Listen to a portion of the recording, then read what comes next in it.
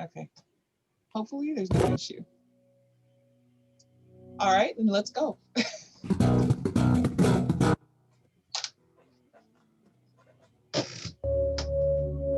we go. Hey, everybody. Welcome to What Drives Us. I don't even know what show this is because, you know, it's been that kind of a year and it's just the first couple of weeks. Welcome. Is it $3.99 or something? We're getting close to a real big number. It is a massive number, and you know which number it is? Because I'm going to check, because that is just the kind of person I am. 399. Patrick, you remembered? You get a gold star for today. Woo! Yay! Woo! I hope everybody is feeling pretty good on day 2,750 of January 21st, 2017. This week has been a really long year. It is. I encourage everyone to do what I'm doing. I'm taking a mulligan for the past 4 years. If it wasn't good, I'm not remembering it. It didn't happen. I don't know. I'm moving on from it, and I'm gonna do a redo of the past 4 years. I don't care. It's the rules. The rules are made to be broken, and I am breaking all of them, and that's what I'm gonna do. Yeah, for me, next year starts on this week from today. Okay. So I am your host, Georgia McKenzie. Unfortunately, Tony and Russell are not able to attend today, and they left me the keys. So that's why everything's gone all to hell and then again. But luckily, I've got the great backup team, the stalwart, wonderful panel of What Drives Us. And I'm going to start with Paul Gizik. Go for it. Hey, glad to be back from Boulder, Colorado, and I'm having a, guess what kind of beer?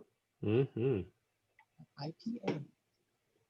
And next, right there, down below Paul, on my screen that is, but definitely below, not below anyone, Mark Cochran, over there in Canada, looking good in his basement. Hello, everyone. Welcome to the show. Got a number of great stories to touch upon tonight. Yeah, it's a full show today. And also the wonderful Patrick Connor, the gold star guy for this show. Hello, everybody. This is the first time that I've been able to say that I'm coming to you all fully powered by solar, even though it is dark outside. Because we got power walls. Yes, we got power walls installed, and they've been through all the inspection process, and they are up and running, and they charged up from all day up to like 90%. And now, because we're in peak time, they are discharging. And so I'm coming to you in solar power that we stored in a box. And then the other fun thing that happened today is this little thing arrived. Uh-oh. Mine is still MIA. It is still cold from being outside. Yeah.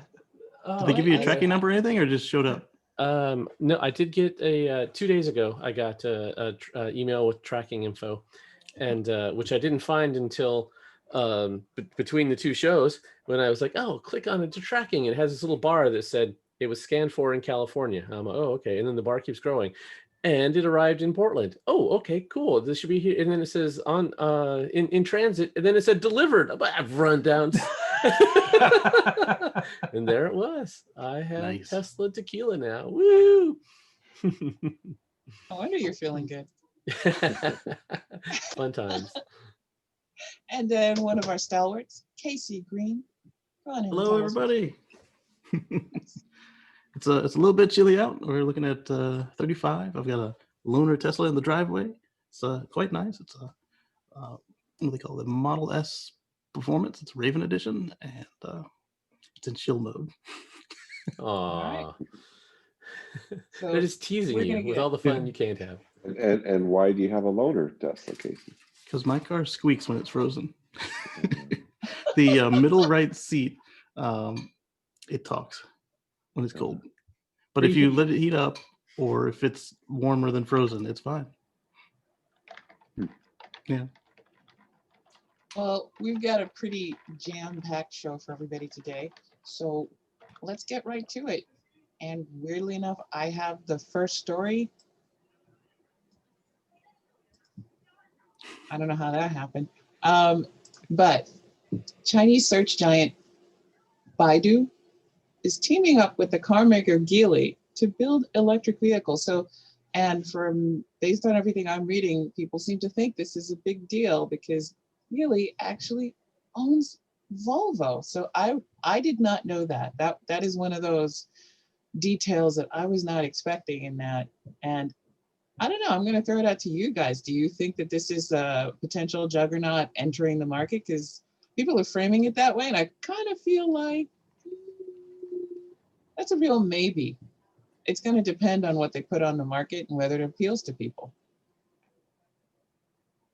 Yeah, I mean, could go maybe either way. domestically in China it will do well, but in the U.S., I mean, Volvo isn't that big of a brand now in the U.S. So even if they, It's a pretty strong name recognition. It is. it's a name that people know, but it's a pretty small player in the sales of new autos. So I mean, put it this way: an American consumer is more likely to buy a Volvo than some Chinese car they've never heard of. And you know, I'm sure they would use that distribution network in this country, but I guess it depends on the cars they produce. They still also own Land Rover, right? I think no, Land Rover, I think is the Tata? Indians. Yeah, Tata. Yeah, I think that's Okay. Tata. Which one did they? They have another large name like that. That was surprising to me. Wait, Jaguar?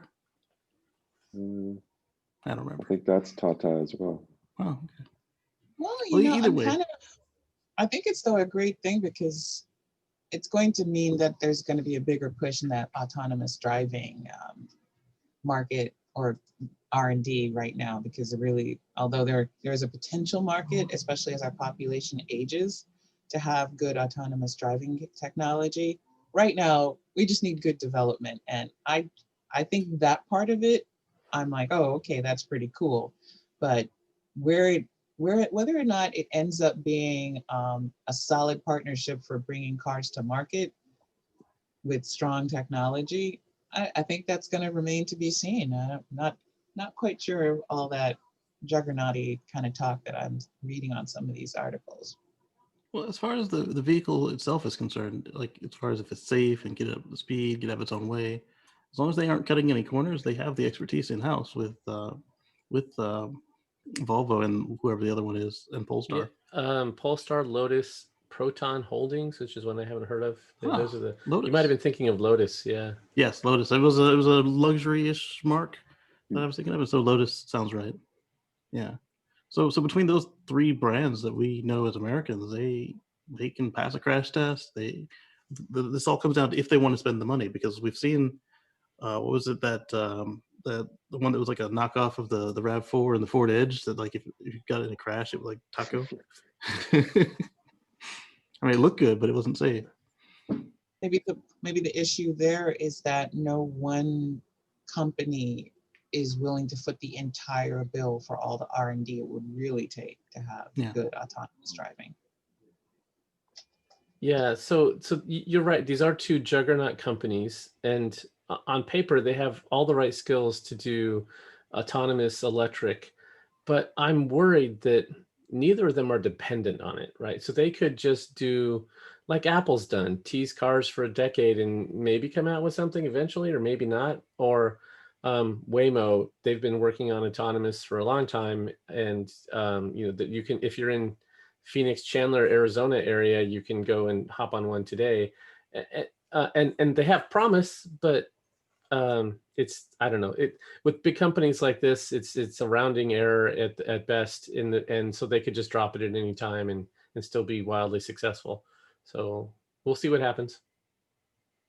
Yeah, I guess that's the thing. We'll just have to wait and see what happens. But whoever develops it, especially looking at the post-COVID landscape where we don't really understand how it impacts people's bodies, and we could be seeing a wave of people with ongoing medical issues and problems that would require strong autonomous driving technology. We might actually see somebody with a little bit more future focus going, you know something, let's get ahead of that. Let's do something.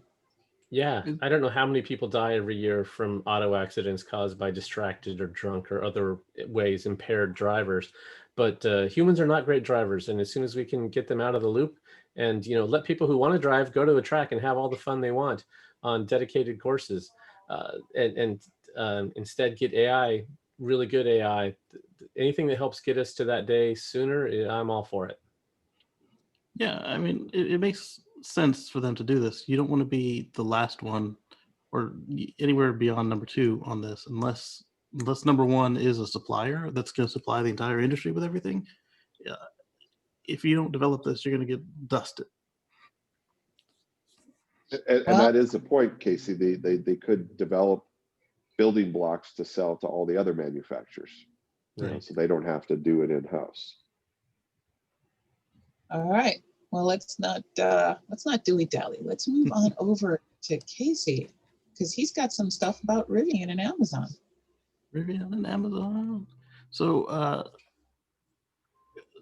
downtown LA, some folks found a vehicle that we've all seen before. Let me see if I can't share my screen. Oh, not yet. But they found a Rivian prototype wearing manufacturer's plates, but in the full Amazon livery, where it was alleged to have been delivering packages, but nobody saw any packages actually get delivered. The article that I found. So those are those tricky invisible packages. Yeah, some Emperor's Clothes packages. The article I found was focusing on the noise, the noisemaker, and they're like, it's so loud and blah blah blah. And it's not that big a deal. I'm hoping it was a quiet street. Wait till it drives. Why does it sound like a spaceship? Yeah. The new Amazon themed song. Yeah, it didn't get going fast enough for the speaker to start to fade out or turn off. What's that, 18.7 miles per hour or something like that?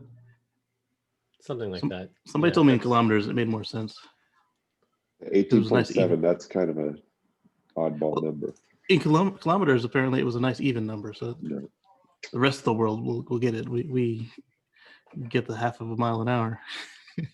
But the important part was it didn't look too different from the prototype they showed us. And if it was actually out for work, that's even better. And the ones that deliver near me, they have some awesome sound systems. I always hear the driver pull up and he enjoys his music. Yeah, so I think the actual regulation is 30 kph, which is 18.64. There it is, 18.7. Yeah, so 30 kph. There we go, 30 kilometers. I'm just going to use that from now on. It's more scientific. Yeah. So you know what I think would be hilarious is just because it's what's on my mind at the moment. What if that Amazon truck were delivering Tesla tequila?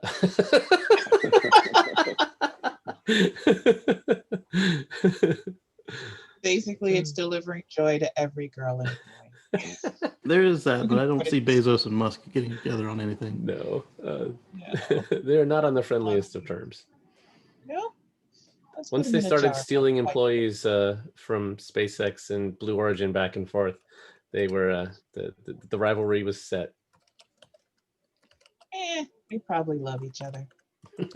Well, I mean, Musk did just outpace Bezos on the richest billionaire.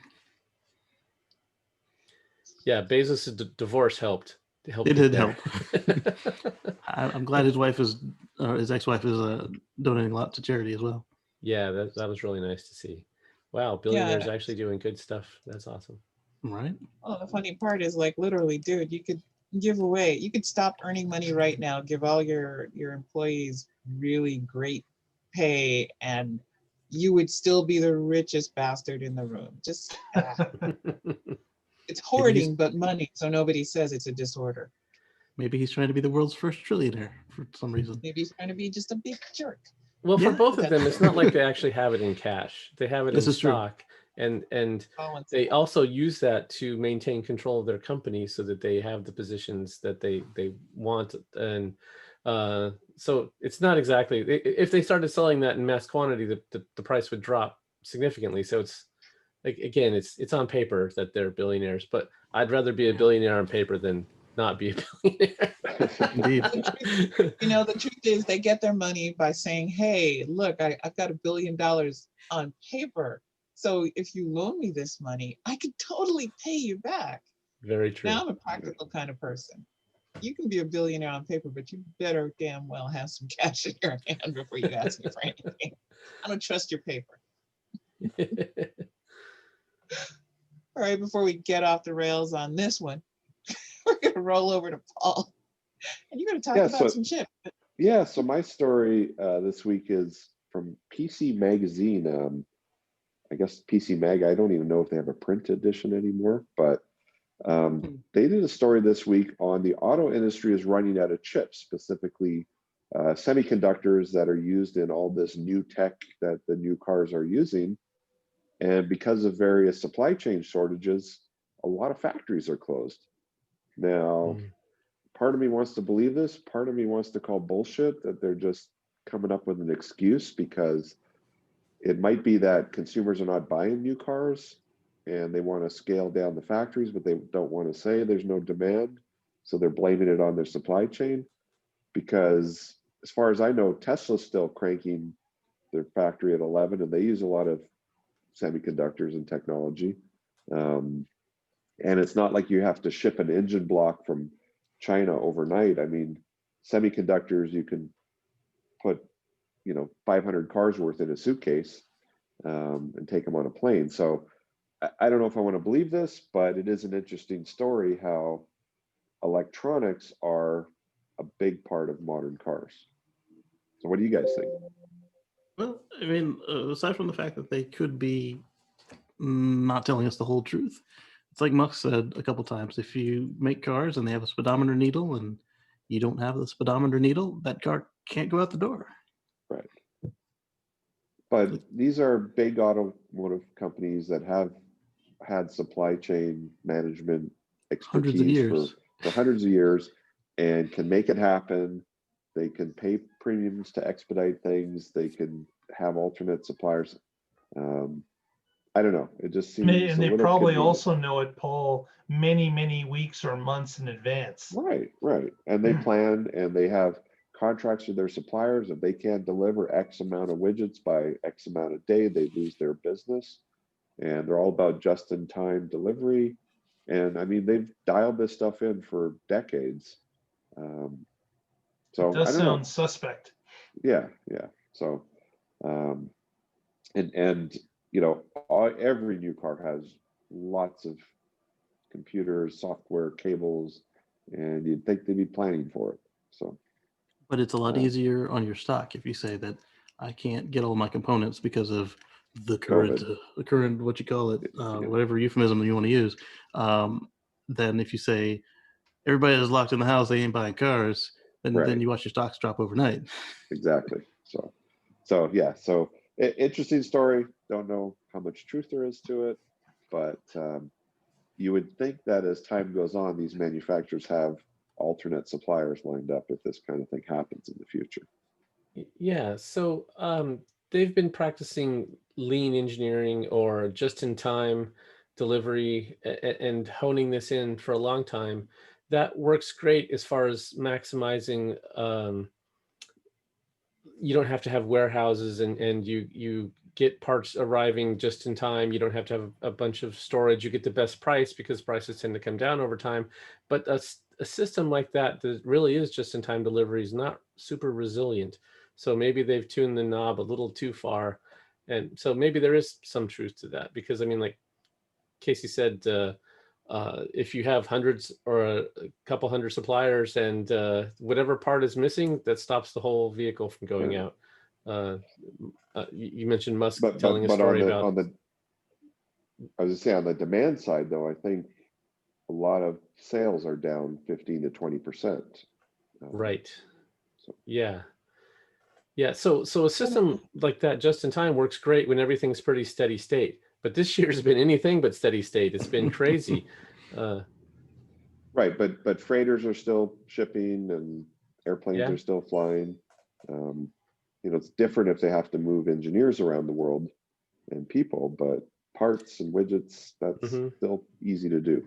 And like You you're know, saying there, you can even get toilet paper again. So you can, again, but like Perfect example. Yes. all the other hard goods that are quite pricey, they have gone up. Like you said, Tesla is still selling their cars, computer parts, computers themselves, a lot of things that are considered luxury, game consoles. You can go out and buy an iPhone 12 easily, you know, Yeah, and they figured out a supply chain, and they're use semiconductors. So and their profit has gone up, their customers have gone up. But I'm gonna actually agree with Patrick on this one based on other market things that I've noticed, because you're right. These are companies with literally combined a couple hundred years worth of experience of logistics. You should be able to figure this out.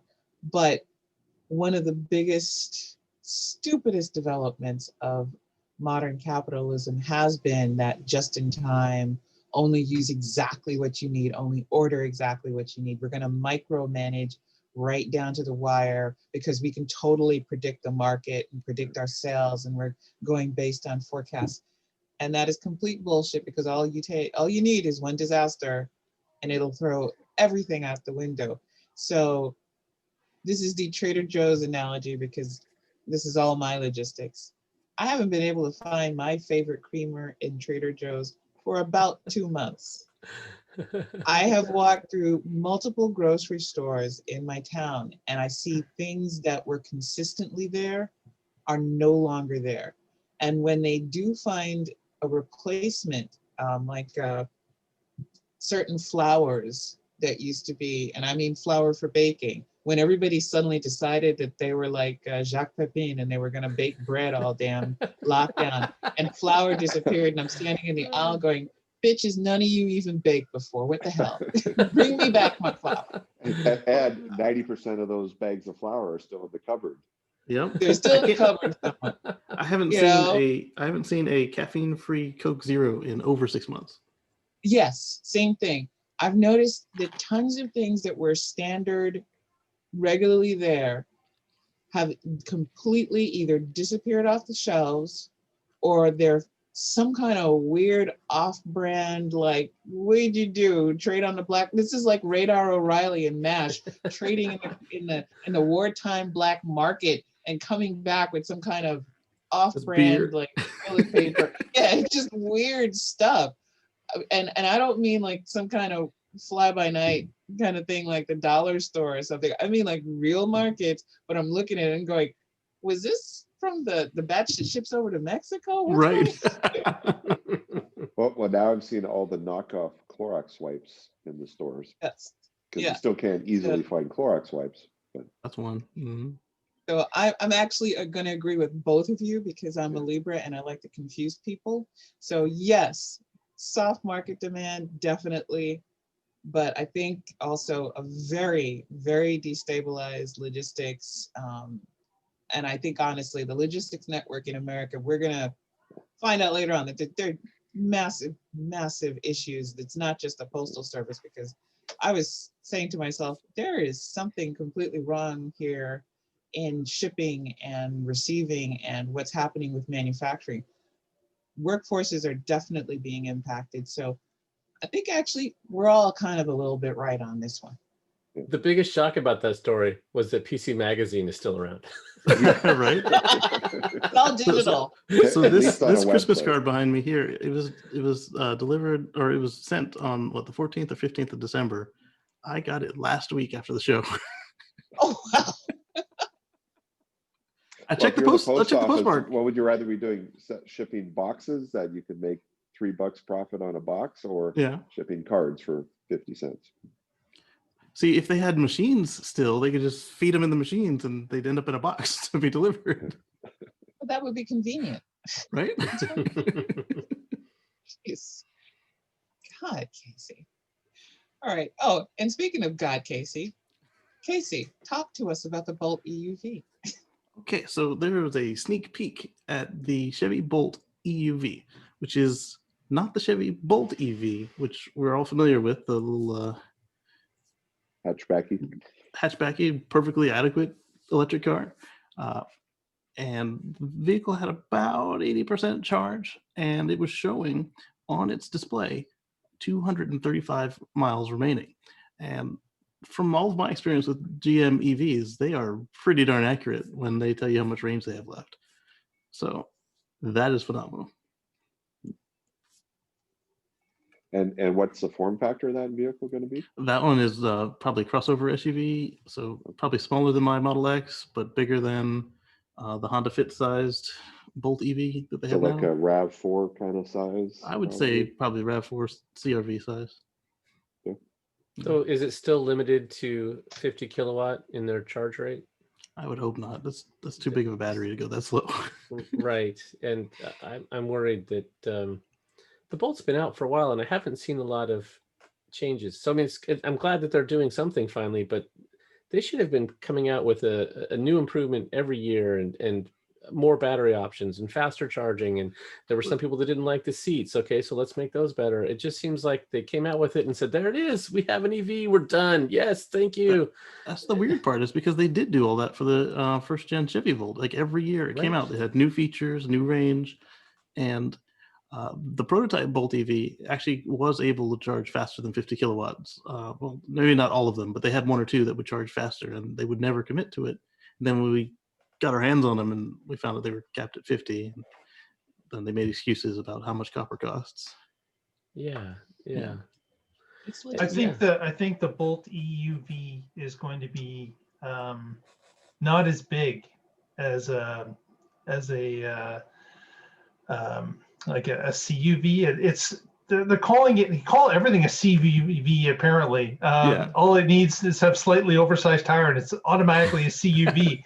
But this Bolt EUV, we have not seen the actual form factor yet. It's supposed to be completely debuted, a full debut, they say, in February of this year. So we're going to get our eyes on it pretty soon. But I have a feeling from the mules seen around Detroit that it's kind of very much a Bolt like form factor. Might be a little bit larger, a little bit longer, but it's very much like a Bolt EV. But gotcha. Again, those are mules. We're not necessarily sure that that's what it will be. We've seen some camo wrap ones, but you know, you don't really know until it's officially unveiled. Yeah, and this isn't what they were trying to show us. They were actually trying to show us Super Cruise. They forgot to cover the range. Right. One thing I just want to point out for any of the propeller heads out there, there's a couple of great videos from Weber University. Professor John Kelly does sort of a teardown of the Bolt and talks about how cool the engineering is in the Bolt. And this is a guy that's taken apart pretty much every EV and hybrid known to man. And he actually said he was so impressed with the Bolt's engineering, he went out and bought one for his own household. Yeah, if you like Sandy Monroe's teardowns, his are very similar. And they take them down to the paint. Well, this Professor Kelly shows you how the inner, one thing that's cool on the Bolt transaxle or the drive motor, the reduction gear, the differential are all in a thing about this big. And one axle goes out this way and the other axle goes back through the center of the drive motor to the other side of the car. Very elegant engineering. So go on YouTube, search for Weber University Bolt EV engineering. There's a bunch of videos. When somebody who tears down vehicles for a living goes out and buys the product, that's the best endorsement you can have. Yeah. But maybe they because know. he works at a school, he probably couldn't afford a Tesla. So. But still, that's good praise. I mean, that if you also can't afford a Tesla, then then buy a Bolt. Well, I mean, like, but this teardown guy, that's what he does. Tears cars down. That's an endorsement, whether he wants it to be or not. Right. Yeah, I He figure knows if where you all the pick warts it- is. Yeah. And still dated If it. you pick it after tearing it down, then definitely that just says something about the quality of the car. Well, and respect for the engineering that's behind it.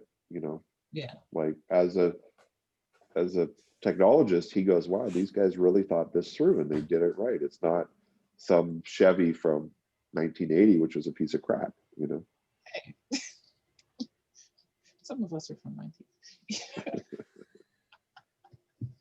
Well, let's just say American cars from the 80s weren't known for reliability and longevity. Wasn't there like a whole movie about Japanese car manufacturers opening up their first American factory? I vaguely recall. Gung Ho. Gung Ho, There yeah. it is. Yeah. Michael Keaton.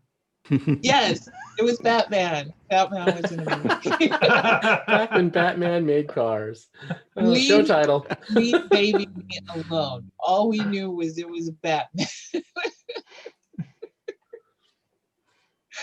And on that note, we're going to leave the Bolt behind and we're going to head on over to Mark Halpin. He's going to tell us what's going on the Tesla life. This week in Tesla is all about Model Y. We heard Why?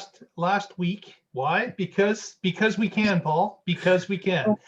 So last week we talked a little bit about Tesla releasing the Model Y in China, and orders went through the roof. Well, apparently they had enough orders that they've sold out the first quarter of production already in advance. Now, obviously, that's for a couple of different reasons, because it's just been released, and secondly, because Tesla Shanghai is just spinning up. They haven't produced the Y yet. It's a new line. So they're going to have to work through the bugs to get it spooled up to full potential, just like they did the Model 3 line. But it is interesting that China is gobbling up the Model Y as quickly as they can be produced. So obviously it's And hitting they a can get demand enough market. chips, right? Yeah, they had. They have all the they, chips. They need. bought all the chips. Exactly. Yeah. So that's what they're doing. They got boxes of chips in the back, and they're just not even using Now them. you know why nobody Or else they're- or has they're- a chip. They're just hijacking the chips that are going to the iPhone factory and like, redirecting. Exactly. So along with that story on the Model Y, also in Fremont, what was announced recently on the Tesla North American website is that Fremont is now going to be producing the long-awaited Model Y with the second or the third row of seats. So the two smaller seats in the back, the 7-seater is now available. That's a $3,000 US option that you can get for the 2 extra seats, fold down seats, along with a couple of USB C ports as well for those back passengers. Maybe a cup holder or two in the back. There's a Two couple cup cup holders as well. Yep. So there's a few And things rolled Good in. value for that $3,000. Well, you also get a trick easy entry. So they had to engineer a way for you to get into those seats without because even kids can't contour that much. So it's weird. They like lift up and move and slide. It's really cool looking engineering. Are they Or if you forward step too facing or rear close- facing? Forward. I'm like, Forward each of the facing, kids, yeah. you can hold a kid. Hey, yeah. So, Paul, you were just talking about value for money. If it means you can put your noisy kid one more row away from you while you're trying to drive, it's worth way more than $3,000. Especially if you can give them And they a can power plug in their jack, they can iPad and- get the phone. and, Yeah. and zone out. Be it what drive us. Understand you love your kids, even if you You can love them. It's still like a break. The next option that showed up on the website was the release of the Model Y standard range. So until this point, only the all-wheel drive long range and, of course, all-wheel drive performance model was available. Now the standard range has been released with the smaller battery. Range of the smaller battery is 244 miles is what the EPA claims for this smaller pack. So this is now available in North America as well. So those two new options hit the website, and we'll have to see how they sell. Obviously, that comes with a slightly less of a price. Casey, do you know what the price is? Was it 5,000 less? Right. It was like 30, 42, I believe. 4,200 less. Okay. Oh, 42,000. Oh, I'm sorry, 42,000 out Yeah. the door, or the price on the website is 42,000. Okay, you'll look that up. I'm doing So it right now. we've got now a couple of different price points. As we discussed in the Tesla Life earlier today, is that rule of thumb is you purchase the largest battery you can afford, because as Patrick has mentioned previous times, you're never disappointed that you have extra range. So if you are purchasing a vehicle, you should look at what you can afford battery-wise as to the size of the battery. More range is always better, and it's always nice to have. And Casey, you came back, it was almost 42,000 for that standard range. Yep, 41,990, and that's if you turn off the include savings box. I mean, it's great they include savings, but they almost never match their assumptions. Never match. I'd like to see the real price, not potential savings. Exactly. Allow me to turn that on. Yeah, don't if turn it on gas again. goes to $7 a gallon, you'll save a lot of money. If you drive a Chevy Vega and gas goes to Yep, if you drive a 3/4 ton truck, guess how much gas you're using now? Yeah. Well, it doesn't add up for like any of us, because like, you know, some of us don't drive unless we have to, and some of us are already driving electric. Yep. Pandemic savings are way down. Lord knows my driving is completely curtailed. Yeah. Oh, thank you so much, Mark. You're welcome. And we're going to move forward, and I'm going to talk a little bit about a brand new form of radar for self-driving cars. We're back on self-driving cars, everybody. Now I know we brought up LiDAR what drives us, but this is cool because it's better than LiDAR, and it was developed by UCSD. And the way how I think about it, think of a binocular radar. Basically, it's like LiDAR in that it does see the surroundings, but LiDAR is obscured by fog and dust and rain or snow. On the other hand, radar only sees everything, but by itself as one method of radar, you're going to see everything, but you're going to see only a part of the scene. And somebody said, hey, we got two eyes. Why don't we use two radar bouncy thingies on the car? And holy crap, binocular vision, binocular radar, binocular audio, really, because it's binocular audio vision.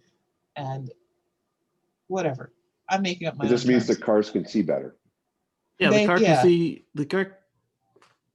Well, technically, because it's binocular, although it's not ocular, and it's vision, but it's not vision. It is audio, but you know what I mean. That's what we did. It's cool. Just shut up and go with it. It's in there. It's in the office. Just drive. The car is now seeing radar in stereo. So if you've ever been driving in a car that does the auto cruise, where all of a sudden you get to a overpass and it wants to slam on the brakes, that includes Hyundai, Toyota, Tesla, everybody.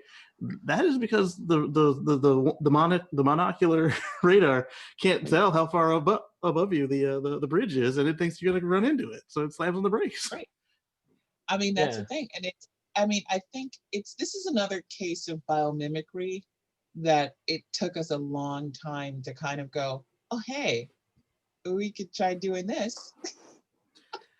And so as you mentioned, it sees through inclement weather. Like LiDAR is light. It's the same thing that we see. So if you can't see it because it's a blizzard or a whiteout, it's raining too much, nor can the LiDAR. But with the radar, it sees through precipitation and dust, and that's helpful. Right. Yeah. Radar's a longer wavelength, so that it's occlusion penetrating, I think is the technical term. And so this is just a great innovation, because radar is a technology that's well known. It's widely available. It's cheap. LiDAR right now is still expensive. There are people working on solid state LiDAR and hoping to bring the price of it down. But even if they did that, it's still not occlusion penetrating. And radar has some huge advantages, but one thing, it was not as good as LiDAR at some things like distance determination. It could say it's in that direction and roughly how far, but LiDAR was very accurate at that. So now that we have this new advancement of this binocular radar, that if it can close the gap, that could be great. It could really allow autonomous vehicles to have a much better sense of where they are and where everything else is around them. This is really a cool idea. And the other thing that they came up with was a new algorithm to cut down on the noise, because radar is pretty noisy technology. Not that you'd hear it, but the noise that it picks up with the sensors would, of course, give us a lot more feedback, a lot more issues. But now with the new algorithm, it's a lot clearer. And all I can think of is I want the two sensors right in the eyes of the car, so your headlights look like eyes, and then I want lashes. And this will be all in the next Cars movie. It should be. It should be. So It's pretty I funky, was pretty cool. I was trying to Use your radar. no, I was trying to buy a radar, and Oh. I was looking to see how Nice. much they charge.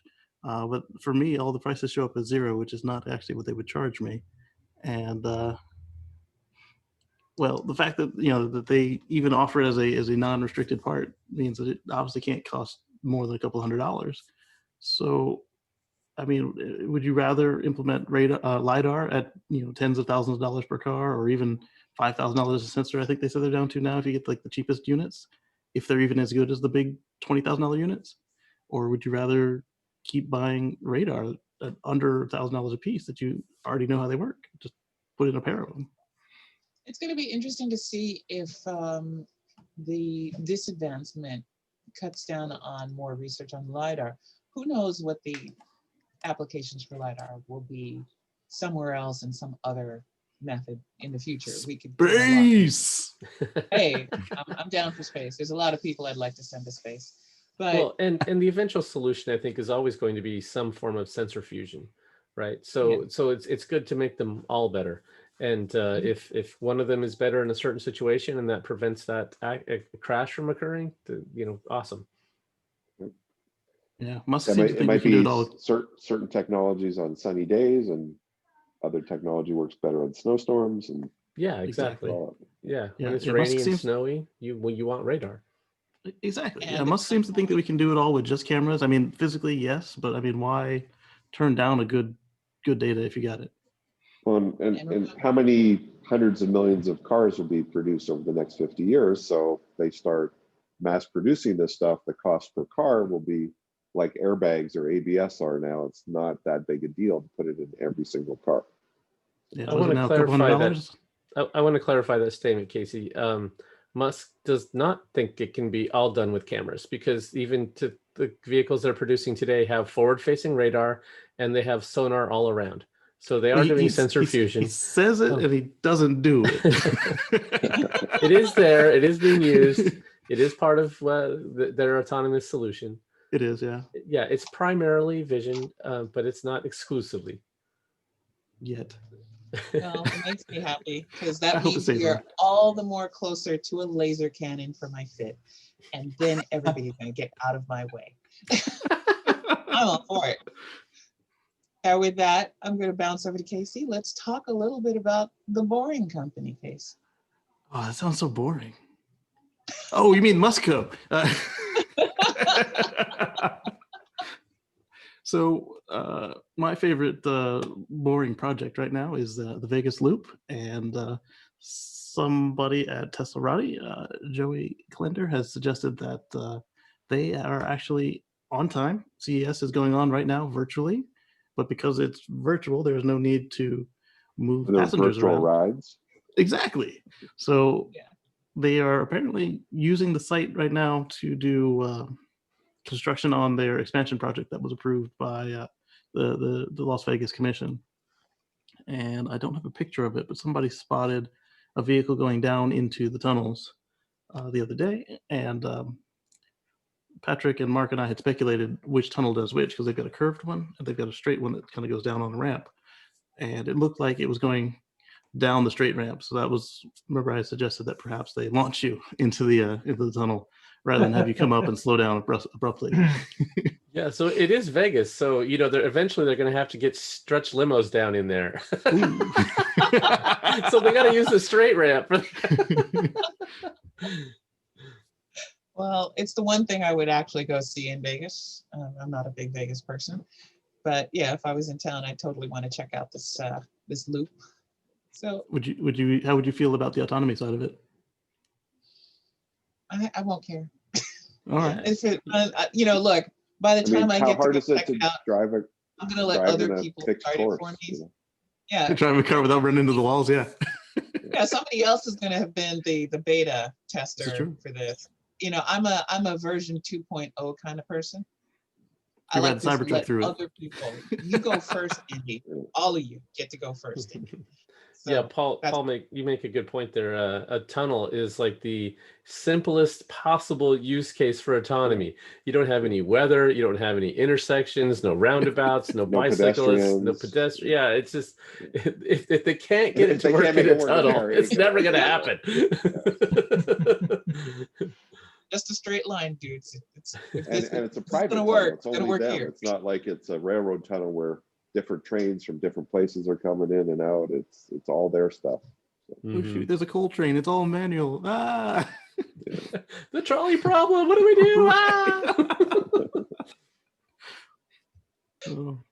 But I do think that this will be where we see our first real taste of a fully autonomous car off the tracks. I mean, although the tunnel isn't that far off from a track, but it's still, it's got to be able to do the station part. And yeah, in the loading zones there will be pedestrians. So yep. Yeah. But Smart Summon today, it recognizes pedestrians. It'll sometimes wait on them. Other times it'll try to go around them. It doesn't try to run them over. So that's good. That's a plus. Yeah. Small requirements. I'm disappointed that they didn't start ferrying around maybe stuffed animals or something. That would have been awesome. like at the end of CES, by the way, here's what you would have been writing in. I thought for sure they would do something like put in a life-size panda or something to take it for a ride for the 1 mile run. Well, drunk people are really relaxed, so it's kind of like stuff. Right. Hey, we should talk about getting some new subscribers. Yes. Oh yeah, we are so close, people. If you're watching this show and you have not clicked subscribe, the button is right down there. It's right over there. Go click on it. What color does it turn, Casey? You want it to turn gray. So if it's red, you need to turn it gray. That's Please. right. We don't like red. You have to tell your friends to watch us. Yes. And click on it. And then while you're down there, if you enjoyed this, give us a thumbs up. If you didn't, do one of these, but also leave a comment and say why you didn't. But we'd prefer one of these. Give it a thumbs up. You're asking a lot there. We just prefer this. Just give us a thumbs up and subscribe. Haters to the left. Yeah. I don't know. The algorithm likes the interaction, I think, of all sorts. I only like good attention. Sorry. Okay. So yes, but we do need you. We need your subscriptions because your subscriptions are what makes sure that YouTube understands, hey, we got a show here. We're doing things. People like it. Make sure that other people find us. And your word of mouth means everything to us because we're not, although we really do like hanging out with each other and talking to each other, recording it and putting it out there for you, that's a big part of what we're doing. It's not just to sit down, have a nice drink, and talk a lot of crap and discuss the day's events. Although, frankly, yeah, we do that too. So please hit like, subscribe, tell your friends about us. Don't forget to share our program. And with that, we're going to move to our last story of the day. And I'm going to murder this name because it's German. All right. Cement maker Lafarge-Holcim, I hope it's Holcim, has agreed to buy specialist roofing company Firestone Building Products for $3.4 billion. Now, Lafarge-Holcim is the world's biggest cement manufacturer. And Firestone Building Products is actually an offshoot of your favorite tire, your Firestone tires, that specializes in things like solar and green roofs. And it's going to be an interesting partnership to see what the heck comes out of it. Now, this is an incredible boost to green technology and green construction, And who knows? Where is it going to go? What's going to happen here? And why? And this was my question though. Do we really want to kind of have Firestone sell off a green tech company like its building products division? Well, not even a division, but it's Firestone Building Products Company to a German manufacturer. That kind of feels like a step back to me. But what do you guys think? Well, I like their concept of the living roof, where you've got the basically the roof gardens. Not really a garden; the whole roof is alive on top of that concrete. That's a good way to help with biodiversity, help with oxygen, thermal mass, in addition to the concrete's thermal mass. So it's and runoff control. Mhm. Mhm. And then the solar stuff, I like that. So You and Patrick like that, really. Mhm. Yep. But But how big a business was Firestone's green building stuff? Well, Like, I've we're never three heard point of a something billion Firestone. dollars. Well, that's what they paid for it, but did they actually sell anything? Is it deployed anywhere, or is it all lab stuff? So they had a 6-acre green roof at where is this? At the Vancouver Convention Center. yeah, Is it made up of chopped up tires or No, it's plants?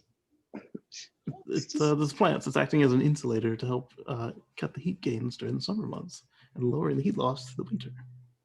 It would make sense that Firestone would use some sort of a rubber product, a membrane or probably. something of that nature to help with a green roof. Yeah. well, yeah, Probably and the barrier is made of Firestone rubber. Right. you're also gonna need something because the roof still has to be Breathable. pretty darn watertight because Mhm. rain. And strong you have a to keep the roof up. Yes, It's that's a synergy. I know it's a synergistic movement of rubber and concrete into a green living roof right there. That's, Too bad. I Too mean, bad we it's didn't. interesting. Yeah, Too bad we for didn't pull a construction. Tesla and buy the German company for America. Don't give So them I any can't idea. find out how big the company is, but their Wikipedia page is really slim. It says they're a division of or subsidiary of Bridgestone, and that they operate 21 manufacturing facilities in North America.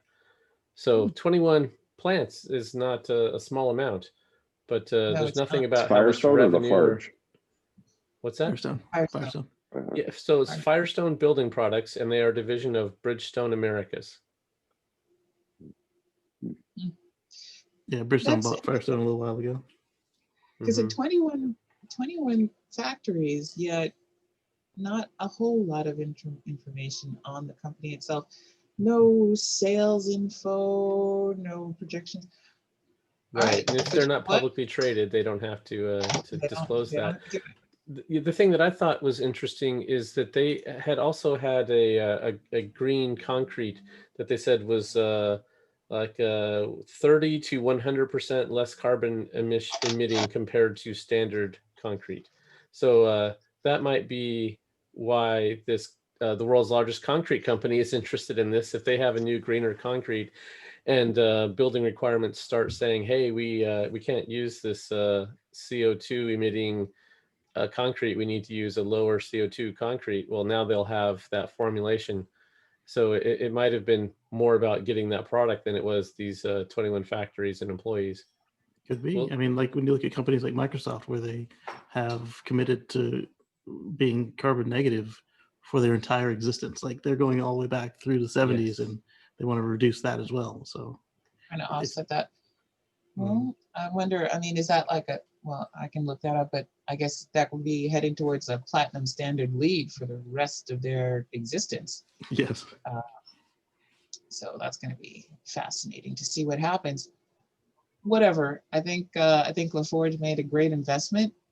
And as long as those factories stay right here in the good old US of A, keeping those American jobs right here, that's good for us. Because if LaForge has the commitment to keep it and the innovative mindset to make sure that that synergistic blend of this new concrete and all these great roofing technologies match up, benefits all of us, and that's worldwide. So I'm all for it.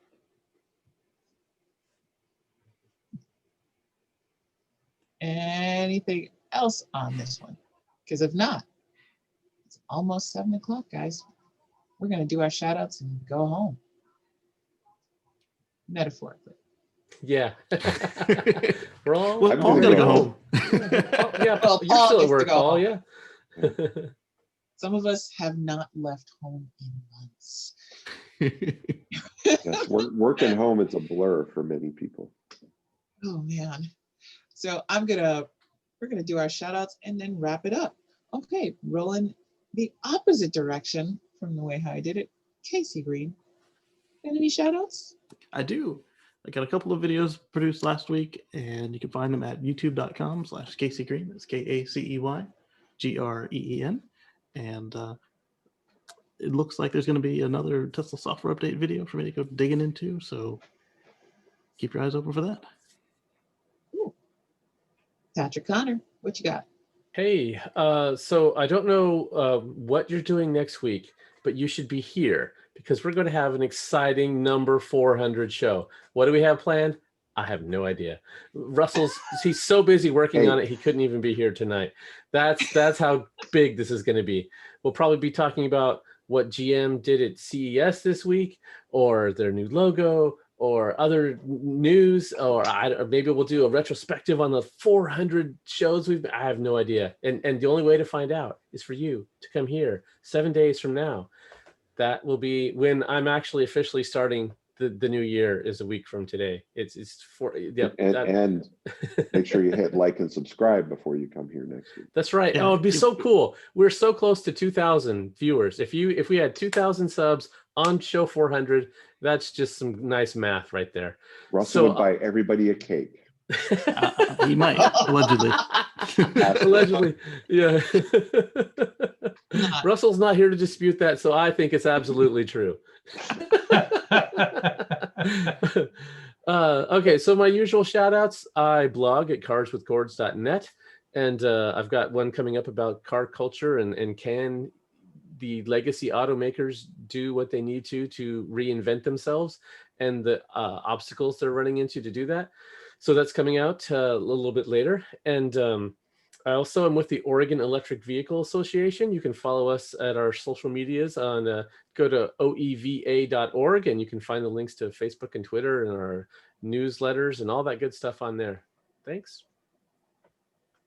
All right. And rolling on over to Mark Coggle. Tell us what's going on. Thanks very much for watching the show today. And again, like and subscribe will help us out. And also, if you would like to get more Tesla news, you can follow us at the Tesla Life on Twitter, as well as on YouTube. Just look up the Tesla Life Show, and you can find us there. Thanks very much. Paul, over there at Boulder Hybrids.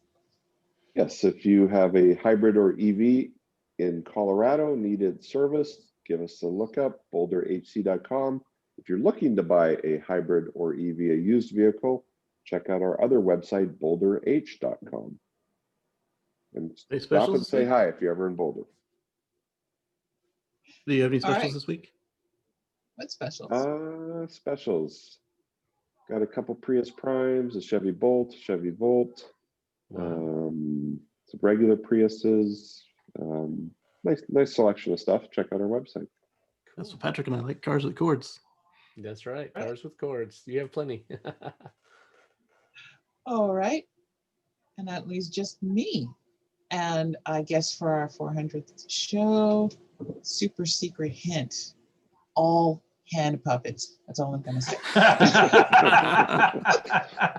Eating cake.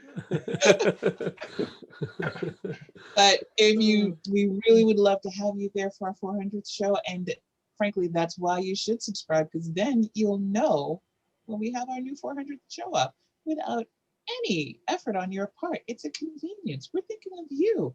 Hit like and subscribe because we love you and we want you to join us again. So my shout outs are to Tony and Russell. We miss you. You might want to come back. We would like to see you. And Also, shout out to all of you guys who've been here with us for nearly 400 shows. You made it. You made it to 2021. Good Woohoo. job, everybody. That is a huge accomplishment in this world. It really is lately. It's a bit like you defeated the boss, and now we're going to fight the super secret boss. And now we're moving on.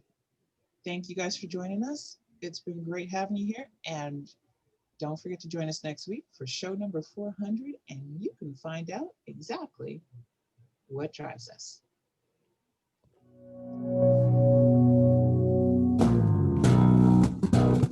Thank you, Michael Manring.